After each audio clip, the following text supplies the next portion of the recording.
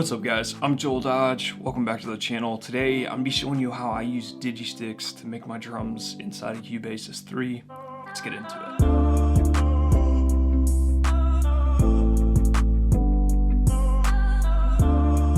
In this video, I'm going to be showing you guys how I made the drums for my latest single called Alive. If you want to hear the song, I've actually posted it to the Joel Dodge music channel. It's a channel I just started where I'm going to be putting my music videos. And if you enjoy my music, you definitely want to follow that channel because I'm going to be posting demos of songs that I'm working on and things like that. Before I start showing you guys how to use Digisticks, I just wanted to talk through some of the different apps that I've tried and just let you know why Digisticks is my favorite. When I first started using Cubasis 3, I started exploring the different options it gives you for drums, and of course there's a bunch of drum kits that are built into Cubasis 3, and it also gives you the mini sampler where you can put in samples and make your own drum kits. Personally, I really didn't like the kits that come with Cubasis 3, even though I do like a lot of the instruments that are native to Cubasis 3.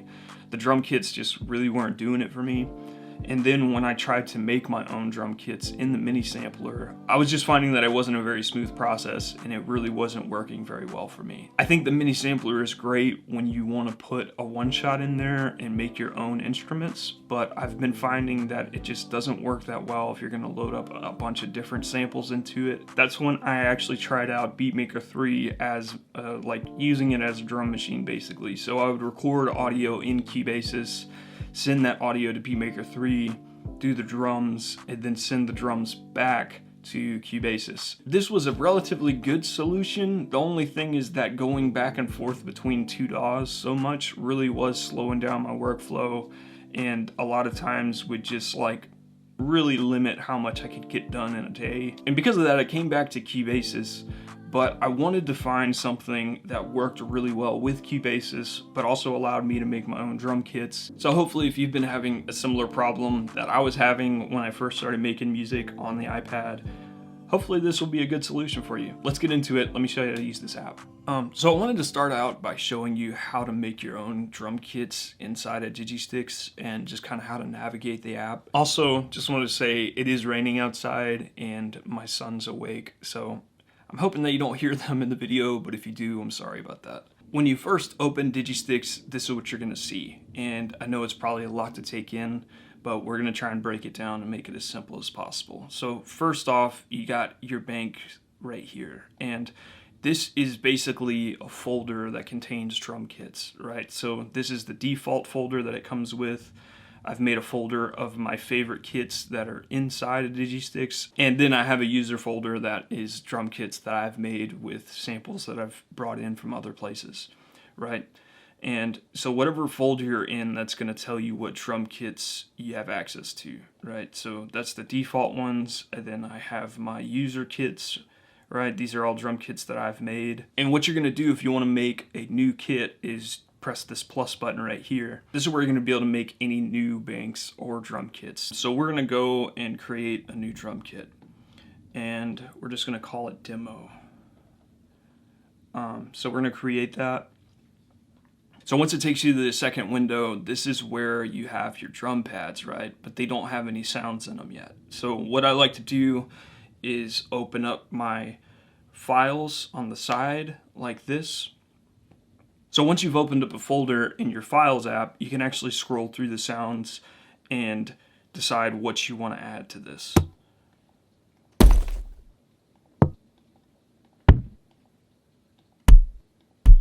So let's take this one right here and make that the kick. So you can just drag it and drop it. And now this pad has that sound. And let's take one of these other ones and put that here. And you can just go through the rest of these pads and add whatever samples you want to them, right? And as you can see, the pads are all labeled, but if you wanted to rename the pad, you could just hold down on it and then just come to rename, and then you just type in whatever you want it to be called.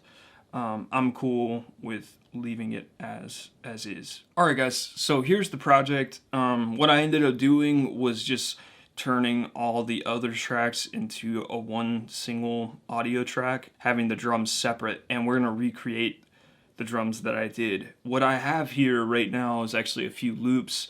Lately, I've been using Block's Wave to kind of try out different loops with song ideas, and a lot of times I'll either use the loops that I get from there, or I'll recreate sounds like we're doing right now, but use these loops as kind of like a template to help me know exactly what I want to do. First off, I have this this kick loop that's just literally a kick going, and then I have like a tambourine loop also,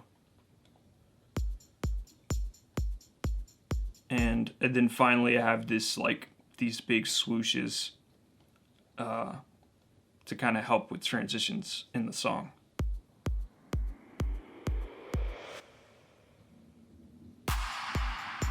Right.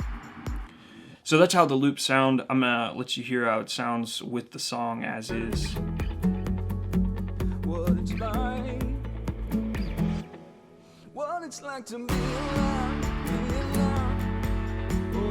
So what I wanted to do after listening to this was I wanted to add a kick that sounded a little bit more full than this one. I felt like this one was a little thin and kind of punchy. And the other thing is, on the chorus, I kind of heard like a clap going on like every other time the kick hits. We're gonna make that real quick with Digisticks. So what you'd do is come here to add, and you'd add a MIDI track, and you'd come and select Digisticks as your audio unit. What I did is come to my user kits, and I used this one. So once you've selected the drum kit that you're going to use, you can just scroll down to the pads, right? And you can just make sure that it's the sounds you were looking for. So for this song, this was the kick that I ended up using. A lot of times when I'm doing a really simple drum pattern like this, I'll use this grid that's inside Digisticks. And what you're going to need to do if you want to use this is just come up to the top, and you want to click this button right here. It says host sync. It's basically going to sync that grid that's inside of Digisticks with the timeline inside of your DAW. So now that we have it synced, we're going to come down and just click it in. And you can see when it's synced that this yellow line is going to sync up with your DAW, right? And now you can just play the track, and it's going to play the pattern along with it that you've made.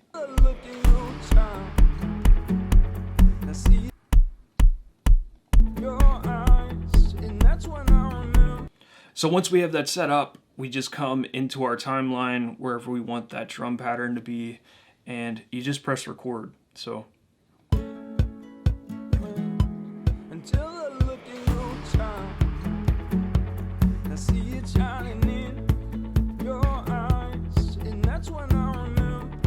and you can see when you do that, it just records it in as a normal MIDI track. Once you've recorded that drum pattern into your timeline, you're just going to go back into Digisticks, and you're going to press the sync button again so that it doesn't keep playing it all the time. So the other thing that added for the drums on this song is a clap on the choruses. And instead of using the grid this time, I'm actually just going to play it in, and I'll show you guys how to do that. So you'll add another MIDI track, and you'll come in here and add Digisticks as the audio unit again.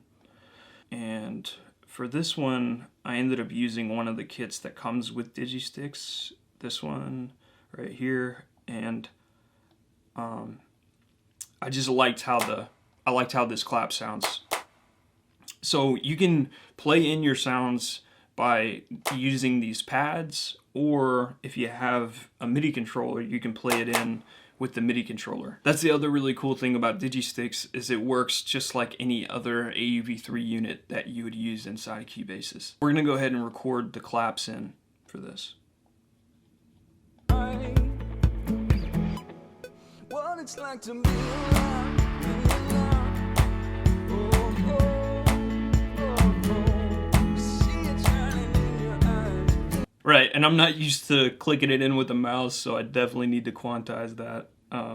But there we go. So now we have a new MIDI file with the claps. At this point, if you wanted to edit this more, you could just double click on this track, and it's going to open up the MIDI window so you can mess with your velocities down here, and you can add or move things around as you'd like. If you'd like to listen to this song, I'll have my music channel linked for you right here. But as always, die empty. I'll catch you in the next one.